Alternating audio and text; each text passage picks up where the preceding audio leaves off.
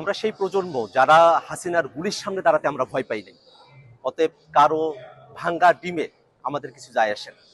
বরং এই ঘটনার মধ্য দিয়ে আবারও প্রমাণিত হয়েছে যে আওয়ামী লীগ একটি সন্ত্রাসী সংগঠন। আওয়ামী লীগ যে জন্মগতভাবে এবং প্রকৃতিগতভাবে সন্ত্রাসী সংগঠন, তারা সন্ত্রাস করবে। তারা বাংলাদেশের মানুষ যারা স্বাধীনতাকামী আছে, বাংলাদেশপন্থী মানুষেরা আছেন, যারা জুলাই অভ্যুত্থানের পক্ষে শক্তি আছেন, তাদের উপরে তারা হামলে পড়বে। এটাতে আমরা আর অবাক হই না। বরং আমরা মনে করি যে অন্তর্বর্তীকালীন সরকার এই দীর্ঘ সময়ে 1 বছর জুড়ে আওয়ামী লীগকে বিচারের আওতায় নিয়ে আসার যে প্রক্রিয়া সরকারের শুরু করার কথা ছিল, সেটা খুব সামান্য অগ্রসর হয়েছে। আওয়ামী লীগের যেসব সন্ত্রাসীরা বাংলাদেশ থেকে পালিয়ে এসেছে, তারা বিদেশের বিভিন্ন জায়গায় তারা এখনো সন্ত্রাসের শখ করছে।